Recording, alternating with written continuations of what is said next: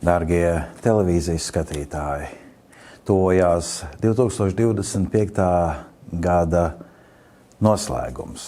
Un vēlos atskatīties uz aizgājušo gadu, kas mums tika pavadīts jubilejas gada zīmē. Katrs 25. gads Kristīgajā baznīcā tiek svinēts kā jubileja. Un tā jau pagājušā gada nogalē tika atvērtas svētās durvis, un pāvests Francisks pasludināja jubilejas gadu ar šī gada tādu moto, kas aicina mūs kļūt par cerības svētceļniekiem.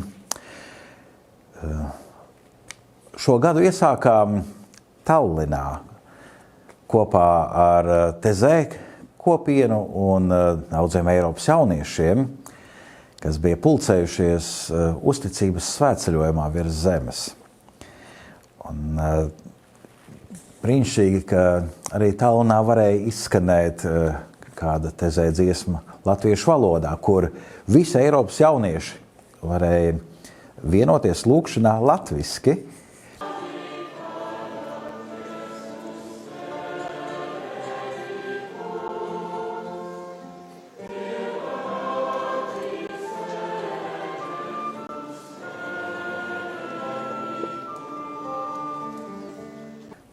Janvārī parasti notiek lūkšana nedēļa par kristīšu vienotību no 18. līdz 25. janvārim. Un 25. gadā tāds lielais ekumēniskais lūkšanu sajiets notika Rīgas domā. Ir skaisti, ka mēs varam vienoties ne tikai tādā teorijā, bet ir praktiski vienoties lūkšanā. Gada sākumā Jelgavas bīskaps paziņoja par savu došanos emeritūrā, jeb pensijā veselības stāvokļa dēļ.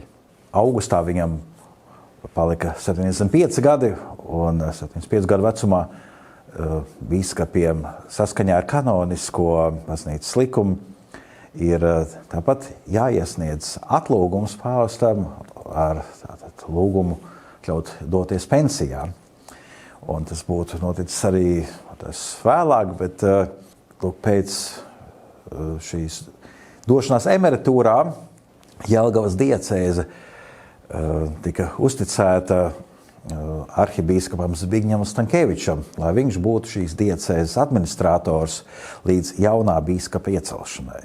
Augustā savu 75 gadu jubileju svinēja arī Rēzeknes Aglonas bīskaps Jānis Bulis.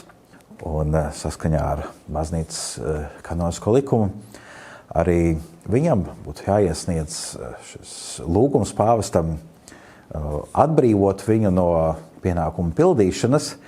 Jāsaka, pagaidām vēl jauni bīskapi nav nozīmēti, acīm redzot, tas varētu notikt tuvākajā laikā. Jāskatāmies vēl uz pavasari. Martā Latviju apmeklēja bīskaps Vincents no Malāvijas.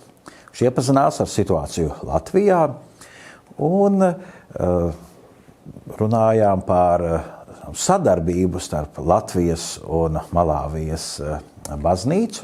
Un tas ir devis arī augļus, jo jau decembrī mums Latvijā ieradās 2 semināristi un viens priesteris no Malāvijas, kas turpinās savu kalpošanu un mācības Rīgā un Latvijā. Mūsu sadarbība ar citu zemju baznīcām realizējās arī 3 jaunu diakonu ordinācijā. Šogad Rīgā par diakoniem tika iesvētīti 3 nigēriešu semināristi, kas jau kādu laiku teoloģijas zinības apgūst Rīgas garīgajā seminārā. Pavasaris ienāca ar skumīgu ziņu, proti 21. aprīlī visu pasauli pāršalts ziņa par pāvesta Franciska došanos mūžībā. 88 gadu vecumā, pēc 12 pontifikāta gadiem, pāvests Francisks devies mūžībā. Un tas savukārt dažādas piemiņas pasākumus. Tie notika arī Latvijā, bija rekviema, svētā mise Viļņā, ko vadīja nuncijs Baltijas valstīs. Un, protams, bēru ceremonija Romā. Ka pāvests Francisks bija izvēlējies, lai viņš tiktu apbēdīts Santa Marija Maggiore bazilikā Romā, kur viņš bija ļoti iemīlējis, kur viņš apmeklēja pirms un pēc katra sava apostuliskā ceļojuma. Man jāsaka, pāvesta Franciska bēres bija iezīmējies arī ar vienu tādu, kā tautā teica, brīnumu. Tas bija savedis kopā ASV prezidentu Donaldu Trumpu un Ukrainas prezidentu Zelenski, kuriem pirms neilga laika bija domstarpības. Bet šeit Vatikānā viņi varēja satikties un atsākt sarunas, lai miera procesi varētu notikt Ukrainā. Ja reiz pāvests ir devies mūžībā, tad tiek izsludināts konklāvs, uz kuru pulcējās kardināli, lai izvēlētu jauno pāvestu. 7. maijā sākās šis konklāvs, un jau 8. maijā parādījās baltie dūmi no Siksta kapelas skursteņa, un pasaule uzzināja, ka par pāvestu ir ievēlēts kardināls Roberts Prevosts, kurš pieņēma vārdu Leons 14. La pace sia con tutti voi. Tālāk jubilejas gadu visus pasākumus jau ar savu klātbūtni pagodināja jaunais pāvests.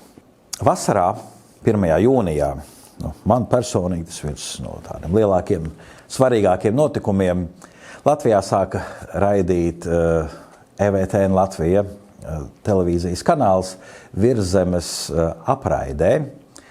Un no šī brīža mēs esam ētrā 24 stundas diennaktī, 7 dienas nedēļā. Un pateicamies par jūsu uzticību, ja jūs skatāties mūsu un ja varam būt kaut kādā veidā noderīgi jums, tad tas mums sagādā lielu prieku. Jūnijā bija arī vēl viens svarīgs notikums Latvijā, proti 6. un 7. jūnijā notika Lelb sinode, kuras laikā tika ievēlēts jaunais lutrāņu arhibīskaps Rinalds Grants. Un, tas arī iezīmēja jaunu pavērsienu punktu lutrāņu baznīcas vadībā. Bet esam arī ļoti priecīgi, ka varējām būt kā televīzija klātesoši gan šajā sinodē, gan arī jaunā arhibīskapa pasludināšanas vēlēšanu, rezultātu pasludināšanas brīdī, gan arī viņa pirmajā vadītajā dievkalpojumā. Jūnijā bija dažādi baznīcas svētki, gan vasaras svētki, gan arī baznīcas liturģijā plaši svinēti Kristus miesas un asins svētki. Šo svētku ietvaros tika svinēta svētā mise Vecrīgā, laukumā pie Rīgas Sāpju Dievmātes baznīcas. Un tas ir blakus Rīgas pilī. Un 22. jūnijā tika dibināts arī Jāņa Pāvila II bruņinieku ordenis. Viņi kopā ar citiem ticīgajiem piedalījās gan šajā svinīgajā svētajā misē laukumā pie baznīcas un vēlāk gāja arī euharistiskajā procesijā pa Vecrīgu. Šajā laukumā šogad notika arī kulinārijas konkurss Kupis Spūn, kurā piedalījās cilvēki ar invaliditāti. Un, tas pulcēja prāvu cilvēku skaitu, kas piedalījās kā dalībnieki, bet arī pulcēja lielu skatītāju pulku, kas jūta līdzi tiem, kas piedalās šajā kulinārijas konkursā, kuru šeit Latvijā organizēja organizācija Caritas Latvija. Jūlijā galvenais notikums Latvijā bija 13. Latvijas skolu jaunatnes dziesmu un deju svētki, kas pulcēja tūkstošiem jauniešu no visas Latvijas, kas sniedz dažādus koncertus. Un bija arī garīgās mūzikas koncerts Rīgas domā. Lielākie, grandiozākie notikumi bija deju lielkoncerts stadionā Daugava, galvenais noslēguma koncerts Meža parka Brīvdabas estrādē. Ja runājam par vēl kultūras dzīvi, tad viennozīmīgi, ka šajā gadā tāds īpašs notikums bija arī latviešu veidotās animācijas filmas Traume, piedalīšanās Oskara nominācijā, un šī filma saņēma arī Oskara godalgu. Protams, tas nozīmē, ka cilvēki ar vēl lielāku interesi Latvijā un citviet pasaulē gribēja skatīties šo filmu. Arī šeit Latvijā, gan kinoteātros varēja skatīt šo filmu, pat bija Brīvdabas izrādes, un vēlāk arī televīzijā varēja skatīties šo animācijas filmu, kas interesanti ar to, ka tur nav cilvēku runātā dialoga, bet visu var parādīt ar dzīvnieku kustībām un dzīvnieku uzvedību. Līdz ar to katrs skatītājs varēja ieraudzīt kaut ko tādu, kas viņam šķiet svarīgs un nozīmīgs.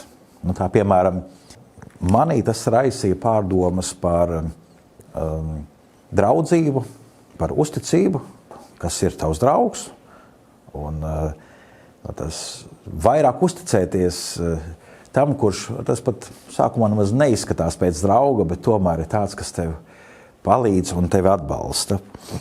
Arī tā dokumentālā filma, kurā piedalījās arī Latvijas producenti, kas tika uzņemta Lietuvā, saucās Svētais un laicīgais pievēnos, par lieldienu gaidīšanas un svinēšanas tradīciju kādā Lietuvas ciemā. Un šeit tas arī tāds interesants notikums kultūras dzīvē.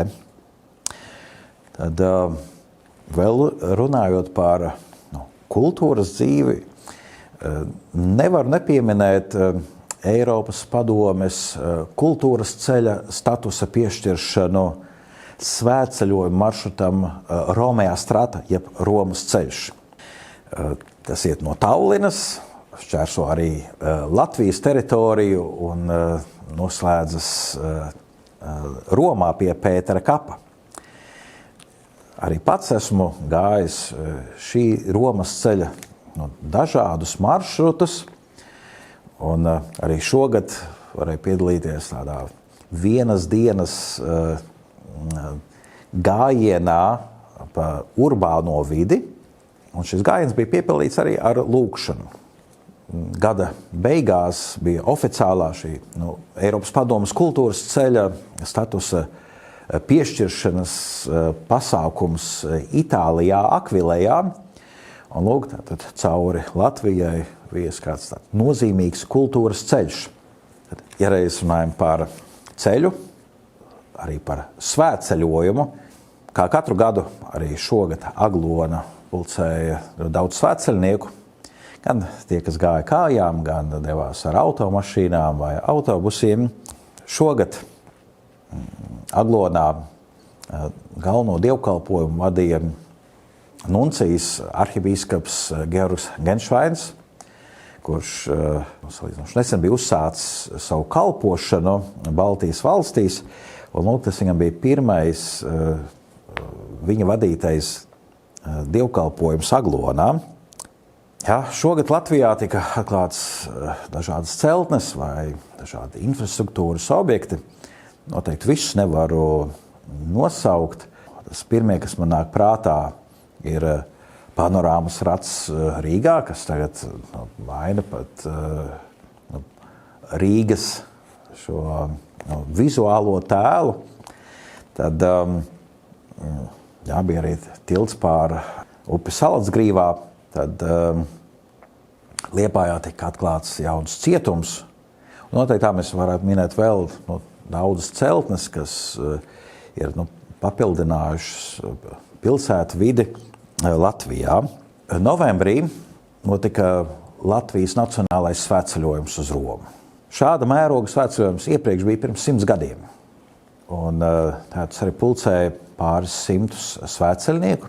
Tā skaitā bija arī valdības pārstāvi, politiķi, dažādas militārās personas un, protams, baznīcas vadītāji un ticīgā tauta.